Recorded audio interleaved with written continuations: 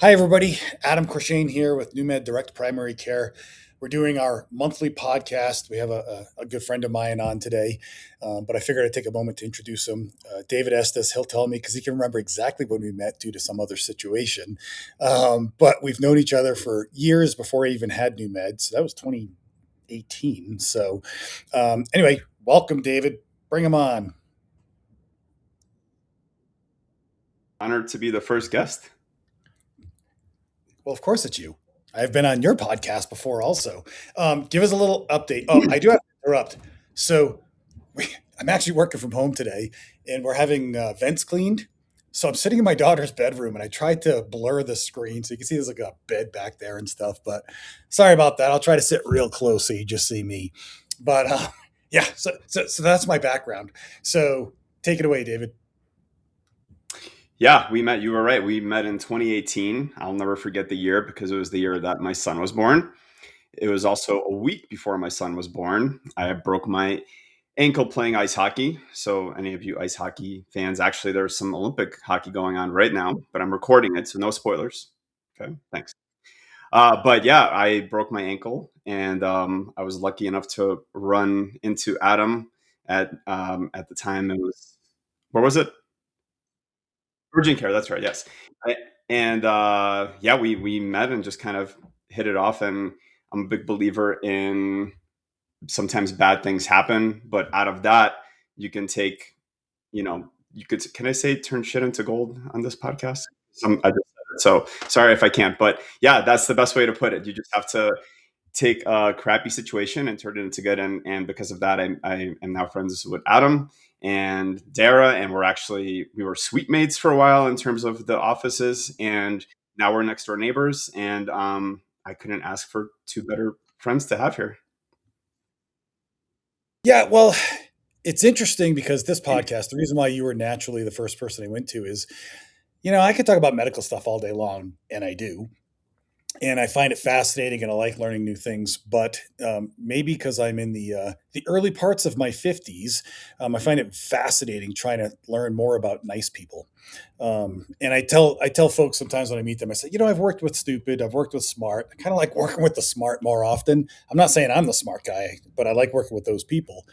So my big push this year is I want to try to build community even more with like-minded people that want to do good things.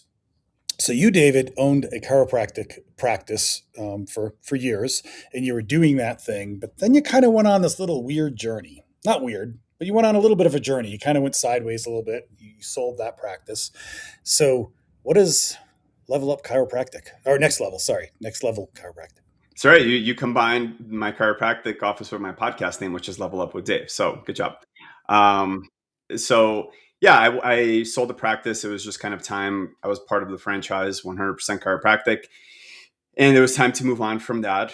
I was part of them for 5 years. They brought myself and my son's my son's name is Grayson, by the way, but Grayson's mom and myself out here. She's a chiropractor as well, and it was just kind of came time to where it was time to move on from that practice. I had learned a lot because of it. I met so many amazing people, and I just needed looking back at it now, I needed a little break from being an entrepreneur. And I had worked at a place in Denver for 2 years.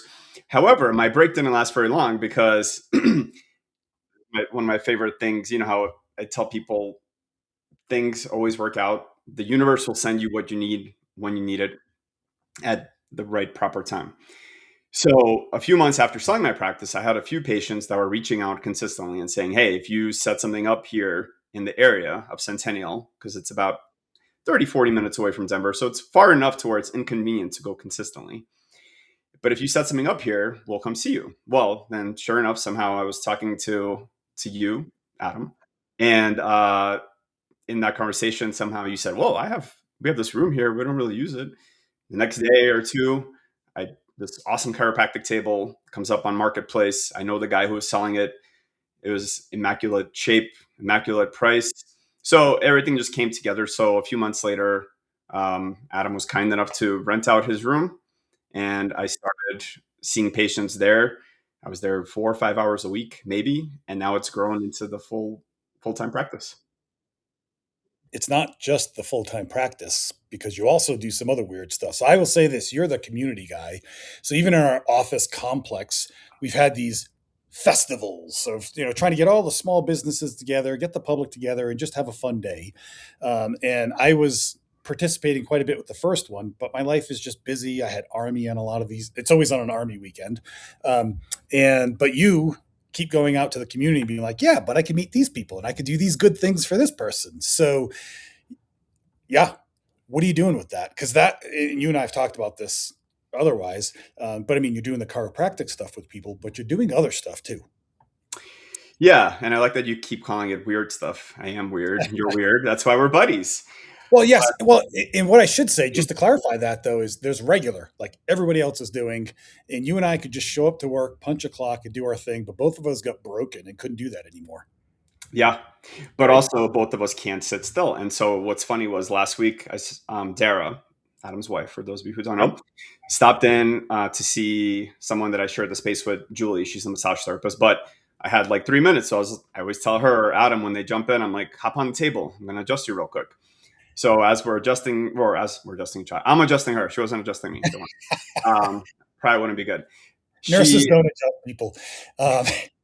Except She asked something about this podcast, and and I said, oh, I don't know. I'm like, I haven't really talked to Adam. And she's like, well, you guys are always running around, yet you seem to always just can jump in without preparation. Where I feel like she's more of I need to prepare, give me a little bit of guidance, which, there's some people are like that, some people not so much like that. So in are you frozen? Is Adam frozen? I think Adam's frozen. Well, we lost Adam momentarily, maybe. I don't know. Hopefully he comes back. But in the meantime, I guess I'll just continue my story. Does that sound good, Amy? Give me a thumbs up. Okay. We're looking for Adam, you guys. We're looking for him. They live somewhere out in the woods. So maybe he's fighting a mountain lion right now. I don't know. I would put my money on Adam, though, to beat that mountain lion, because the mountain lion's got nothing on him. But I will continue on with what Adam had asked me. So with the community stuff, I had started, and I, of course, was trying to drag them into it because we're in the same complex, in the same neighborhood, take care of the same people. As a matter of fact, we share a lot of common patients. I had started telling them, more so Dara, Adam's wife, because Adam is pretty busy with the Army stuff. But I was telling her that, we should do some kind of like patient appreciation day where we have people come in and, maybe get some donuts, get some coffee, just kind of a way to show people that we appreciate you and we appreciate you for being patient. He's back. major windstorm, and I was like, Starlink, what the hell? It's never cut out. Okay. So at first I said that you're probably fighting a mountain lion, and then Yeah, I said you would win, which you did. Sorry about that, guys. That's never happened. All right, continue where you were. Okay, so I was just in the process of still answering your question, but I was saying essentially how the whole festival seemed to be was the first time I knew you were busy. I started talking to Dara. She was kind of interested in helping me plan it. It started as let's do some kind of patient appreciation day. Mm-hmm. Show people, that we're thankful for the support and, gratitude and everything. And then that slowly evolved into, well, let's do this and let's do that. And before you knew it, it became like a vendor festival event where people set up tables. And so that's how that all really came to be. With the, and I'm kind of joking here, putting you on the spot, but did you start the podcast so you could make millions of dollars, or so that you could be, the fancy guy on the screen, or what was the intention behind setting that up? Yeah. So if I started it to make millions of dollars, I have failed massively. I started it in 2023. Actually, I just released my 100th episode today. So it's kind of funny today. Nice. And funny enough, looking at the numbers of that, only 1 to 3% of all podcasters like globally make it to that. So I can't wait for you to be doing your 100 podcast. That's awesome. Well, But and what is the intention behind it? Are you trying to get the best chiropractic care, or what are you doing? So yeah, with the podcast, the reason I started it, and in this episode that I just released, I had to revisit it, so it's very fresh in my mind. Yep. I started it as a way. Well, number one, I just had that like gut feeling of like, I want to do this, and I had that feeling for at least a year and a half, 2 years. I feel like most people have, because I remember talking to you a year or 2 years ago about starting what you're doing right now, and the reason, that was one big reason, was I just kind of had that feeling. I'm like, I really want to do this. But the other one was I believe there's a power in being vulnerable, because these days we're so connected, but we're so disconnected because of social media, because of our phones and technology. But the best way to connect with people is to be vulnerable. And so if you can be vulnerable and encourage others to do it, I think that brings community together and kind of breaks that barrier that we have in front of us. And one of the best ways to do that is by leading by example and being vulnerable yourself.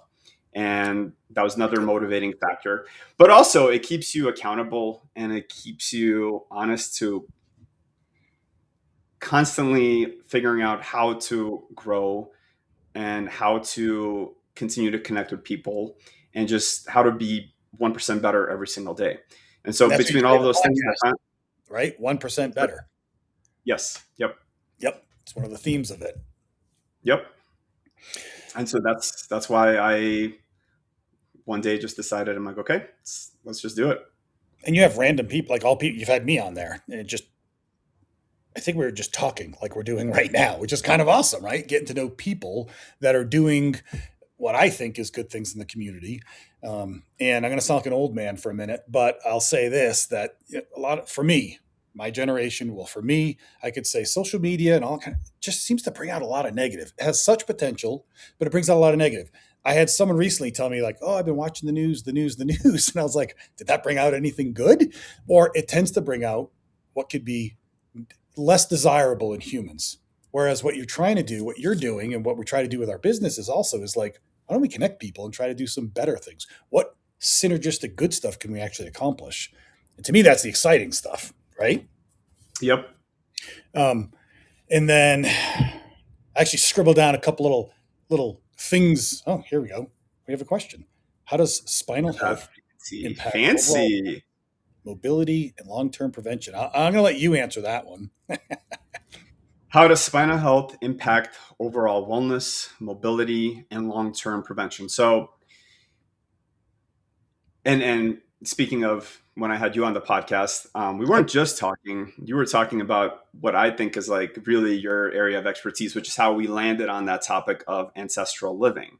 Yep. So if you haven't talked to Adam about this and you personally know him, talk to Adam about this, because there's just so much cool information in that man's brain about this stuff. And it all makes sense. Like none of it's like, oh my goodness, but it's just like a reminder, because we've gotten so far away from it. So that's why he's so good at it. And I think it was one of the random times we were talking about it, and I told him there it is. That's our podcast. Now, the reason I bring it back to that is because, to answer his question, one of the things that we're meant to do as human beings is to move our bodies, is movement, right? We're moving forward always.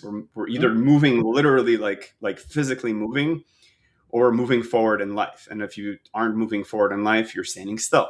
And so that's where mobility is such a big thing. And that's what chiropractic addresses. And that's why, to me, chiropractic, while you spend 4 years and God knows how much, student that you're accruing it, sure. It's also very simple, because it's, how do we create movement in every single joint in your body, right? And everyone's different, right? If you're born with something congenital, we're not going to create movement there. But each person, to the best of their ability, should have the proper mobility. Mm-hmm. And when you have proper mobility, it can decrease the amount of arthritis that we get. And it can also the other part about chiropractic is people equate it with bones and cracking and popping and all the different things that I hear and funny videos that I get sent to me on a day-to-day basis. But what it really is at the core is we're nervous system doctors, and we are working through the spine to affect your nervous system, which is the spinal cord and the brain. So when you allow the nervous system to express itself the best that it can, not only do you benefit from it now, because remember, nervous system, brain controls what? Everything. Everything. All. So yeah, people come in with low back pain, neck pain, but also it could affect digestion. It could Yep. affect your cardiovascular. So Sure. it affects every single thing. It even affects your mood. As a matter of fact, there was a few weeks ago where you messaged me the next day, and Yep. it's the coolest message Yeah. from Yeah. you to receive. But I just did Adam. He left, and Adam's always like in a great mood, and puts his best foot forward. And but he messaged me. He's like, actually, or maybe it was the same day. But either Nope. way, It was same day. It was like an hour later. it was okay. So you remember that he said, I actually feel like I'm in a much better mood right now, and that's one of Mhm. the like little sayings I have on my wall is you're one adjustment away from a good mood, because Yep. when you take pressure off the nervous system, you feel better and you feel happier. And it's funny because when I said, "Oh, this is definitely a question for you, not me," but honestly, I do have a response. Also, it just popped in my head, but it makes sense. Is what is the little fable, the lion with the little splinter, the thorn in his paw? It wasn't horrible, but it was a little thing, but it's just dragging him down and horrible. So I picture this with all medical systems in the body. But if you're easy enough to picture, is somebody throws out their back and they can't walk. Well, that's a crisis. But what about the people that don't have their back thrown out, but there's an inefficiency, there's something off? Then that just drags them down. Then they don't want to do exercise. Then they're grumpy towards their spouse. Then they're just going to eat some crappy food or something like that. So it's kind of nice to think, because we're always talking as a practice, NuMed is proactive care. Like, yeah, sure, we can treat a heart attack, but it'd be really nice not to have a heart attack. I'm guessing you would say, from the chiropractic standpoint, yeah, I could treat a jammed up, seized up back, sure. Rather you not get it though. You'd be happier, and it's so much easier not to get a seized up back. Would you agree with that? 100%, yeah. And those are my favorite patients. Yep. I mean, like everyone's my favorite patient, of course. But I in the last week, I had a couple of guys who play disc golf. They came Yep. in. This one guy could barely walk. I mean, he was in tears. Hmm. And of course, at that state, we got to put the fire out. But ideally, I told them, I'm like, in a few weeks from now, a few months from now, a few days from now, however long it takes, you coming in weekly, just as a preventative measure, and saying, I say, how do you feel today? How's the body functioning? You say, great. Say, cool. Let's check you out. Okay, bye. And that's really the ideal thing. That's how it should be. Agreed. And I'm going to segue this because I don't want to keep people too long. But another thing is, and I thought about this days ago or whatever, but like how healthier leaders and teams create stronger, more resilient communities. So I think you and I, from different angles, are working on how do we make, like we just said this, if you have better musculoskeletal systems or liver systems or digestive systems or whatever, you're going to be more effective at the job that you're supposed to be doing. And that's just going to trickle down and affect everybody. And you mentioned ancestral living. Yeah, I talk about that all the freaking time. And as humans, we evolved with tribes, upwards of 150 people. And in the tribe, you didn't have freeloaders over here, abusive people over here. I mean, I'm sure they did. But you had a tribe of like-minded individuals with the sole purpose of let's survive, let's try to thrive and do that good stuff. And that was a culture. We kind of don't even focus on that. We just say, what's the minimum bar? What do we have to do to still live? And we're not thriving a lot of times. So that's why this proactive thing.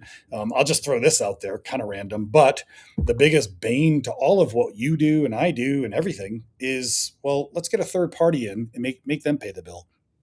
So getting insurance involved, chiropractors can take insurance. And what I've heard from most chiropractors, you don't take insurance, is, well, if I do that, I'm going to make a quarter, maybe increase my overhead. And it's just not even worth the paperwork and time to do it.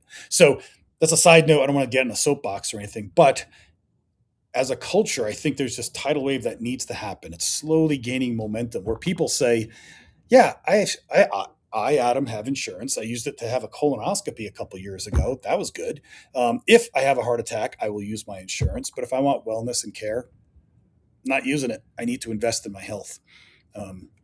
So I guess that's not even a question, but yeah, because we talk the same language, you and I. But yeah, healthier leaders and teams, healthier. That means physical, mental, emotional, all of it. that should be the goal. Why are we not working toward that? And most of your patients and my patients are working toward that, which is why we have fun doing what we do. Is that true? Absolutely. And I mentioned how we met, but I didn't mention, that was one of the big parts that I loved, like, immediately about meeting you and then Dara, is that you guys are, in the more of like the medical world, I guess, if you would call it that. I mean, chiropractic is as well, but you focus more on the, and you've said it to me before. I can give you this for this, right? Because, by the way, I am a patient of NuMed as well. My son is. They are awesome. But yeah, what Adam and Dara do is they like look for the root cause of the problem. So, and like Dara does that with labs, so does Adam. Uh, but it's like you guys look for the root cause of why are the levels off, and when we were going over blood work, instead of just, well, here, let's put you on this cholesterol medicine and get you feeling good, right? Which, sorry, I said, and hope for the best outcome. yes, yeah. Yep. Well, and I will. So maybe I'll try to fine tune a little bit here. Is I one thing I see, and I know you're going to agree with this, but as a culture, we tell people that you should be driving hard, you should feel stressed because that means you're being productive, and all this other kind of stuff, and you can sleep when you die, and all that other business. But when people do that, I get to see them in the exam room. You get to see them in your room, and people are just more and more. They're. I'm noticing. I just said to my wife the other day. I said when we were in Massachusetts, I don't remember this many sad people. I did work primary care there. I worked in geriatrics, pediatrics. I said, is it just the state? Is it the local whatever? And she said, no, no, it's the world. And honestly, I think COVID definitely sprung us to some other levels. But the idea of work harder instead of smarter, where I think we should do both. But I'm finding a lot of broken people. I'm telling you, I had a guy just this morning like, hey, can we talk today? I'm having a lot of anxiety and emotional imbalance. I need to talk to you. Of course. So that whole thing, like, it's amazing. Here I am yapping again. But as a Homo sapien, a human, we evolved to survive intermittent stressors all the time. And as we try to find the balance of being a human, I heard this actually in one of Mark Hyman's books, but 37 billion billions, that's 24 zeros. So 37, 24 zeros, chemical equations going on every second of your life. So it's pretty amazing that this organism can just do it. And I tell it like you, David, I don't want to fix you. I don't want to fix you. I want you to fix yourself. I support, and we guide each other. So I don't want you to need to fix me, which you've done before. I should not get broken. So as animals, like I think you and I, if we're trying to share this to the community of it doesn't have to be so hard. Let's try to do better and let's try to bring out the best in each other. I think we're doing pretty well with that. Yeah, I agree. And back to your like ancestral living points, uh, people, we're, again, you tell me if I'm saying the right thing, but we're meant to live in like villages, right? Like Yep. where you have whatever, the 20, 25 people that you kind of care for. Yep. Everyone's got their jobs and responsibilities. But now through our phones, the village has turned into millions and billions of people because within seconds of something happening across the world, we see it. Yep. And like you said, people sit there and they watch the news, or their social media feed just continues to feed them this stuff because of the algorithms and the magical elves that are working there and doing all these things, right? But that's what happens is people are just so stressed from the news, and they're now worried Yep. about the whole world instead of just worrying about this. So of course our nervous systems are just so overloaded. And we in Yeah. chiropractic we talk about three major things: thoughts, traumas, toxins, right? So thoughts, what kind of things stress you out from day to day? Traumas, of course, you fall off a ladder, or you played in a hockey game, or you flew somewhere on an airplane and you were uncomfortable for 8 hours. And Yep. of course, toxins is, I mean, we can't get away from them. Step outside, or don't even step outside. Yep. And So so, go no, ahead. no, no, you go, you go. No, no, I'm absorbing. I was just going to say that, because of that, that's another reason why people are so overwhelmed and just stressed out, and their nervous systems are so overloaded, that then we have conversations with patients. Like you mentioned, you had one this morning where Yep. someone is reaching out like, hey, what do I do? And I do think it's going to hit the point of where we will start to, people are just going to, are starting to get fed up with it. And hopefully we start to get back to where we should Yep. be. That's the frustration and that tidal wave I was referring to. I've said this, I always say this, but I'll say it again. Let's see if you add anything to it. But I talk about the pillars. Like to be a Homo sapien, you need proper nutrition. Not perfect nutrition, but proper. Physical activity and movement, sleep, rest, stress management, and then sense of purpose.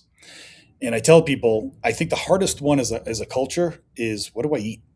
Because what not to eat is pretty easy, but then what do I eat? That's very challenging. So I think what to eat is probably the hardest. Probably the most important is sense of purpose, and that's your people, your tribe. And I had a teenager in the office, and she was talking about how she finally got into this group for Dungeons and Dragons, and it's like so fun, and she just feels so good. And I was like, that's her tribe, her little mini tribe. Her Yeah. family's another part of a tribe, and if she does whatever, so I joke with people about like my friend Trevor does medieval fighting and stuff, and I call it nerd games. He calls it nerd games too. That's a tribe. That's his Yeah. people. So it's wonderful. So find the good things as opposed to sitting around being like, this person's making me angry, and this person looked at me funny, and this person whatever. So anyway, I'll shut up about that. But the ancestral living, I talk about those pillars. Any quick thing you would add to that? Actually, I have more of a question, and because I know that you know the answer, but a lot of people don't know what, because you mentioned proper nutrition. Mm-hmm. How would you define nutrition?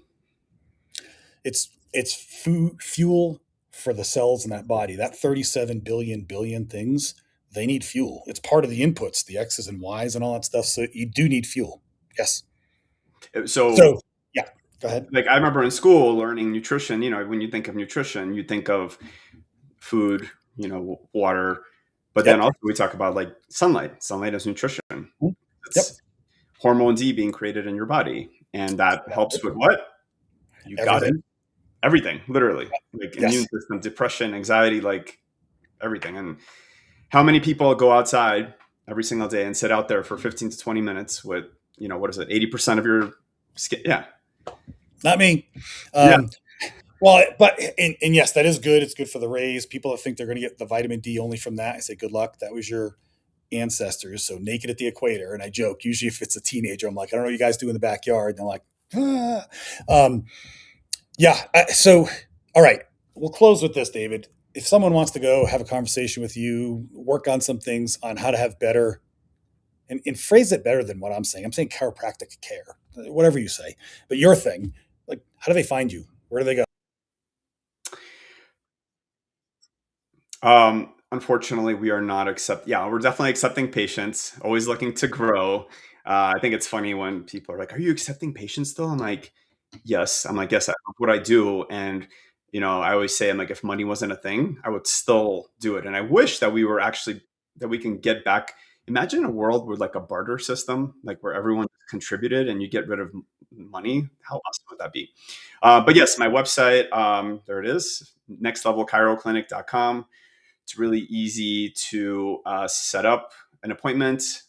You're also welcome to find me on Google, Next Level Chiropractic. It's in Centennial, Colorado. I'm also on Facebook, on Instagram. So find me in all the ways possible. I'm always out networking. It is on Spotify and Apple, and it's called Level Up with Dave. And I had one more thing to add aside from the how Please. to find me part. You mentioned Dungeons and Dragons Yep. before. So I myself have never played. Have you? No, actually. But okay, there's. I'm sure you. I don't think you've seen it, but people listening, someone has definitely seen the show Stranger Things. Have you heard of it? Yes. Yeah. Yep. Amy, have you heard of it? I see you smiling there. Um, I think it's one of the best shows to ever come out. And I'm not even a big sci-fi like alien Okay. guy, which is what it's about. But what I think makes it so good, and I think aside from the writing and the characters and all the music, everything is incredible. But I think a reason that people were so drawn to Stranger Things, so it all starts with these kids that are playing Dungeons and Dragons in their In mom's the basement. basement Yep. in the 1980s, which before technology, they could not even make the show in the current time because a big part of it is like they all get separated and they're all on their bikes, like ET style, right? Yeah. Going to the same goal, and eventually they get there. But what makes it hard is they can't communicate with one another because they don't have cell phones. They have these crappy walkie talkies that half the time work, half the time don't work. Mm-hmm. And that's what makes the show so good. I think it's just so like grassroots living, it's just minimal technology. They're just living. When they're at the arcade or wherever they are, they're all present together. And Yep. I just, as you were saying this, I'm like, I think that's another big reason why people are just so, maybe even subconsciously, attracted to Yep. that show. And if you haven't seen the show, it's just incredible. All right. Stranger Things, level up, next level. We got it. Yes. Yeah. All right. Let's wrap this up. Let's say, yeah, enjoy your day. I challenge people all the time. I fail the test very often is what have you done for fun lately? Just for no reason, just for fun. So do some fun things, take care of yourself so you can take care of your tribe, your loved ones, and we'll go from there. See you next month with Dana.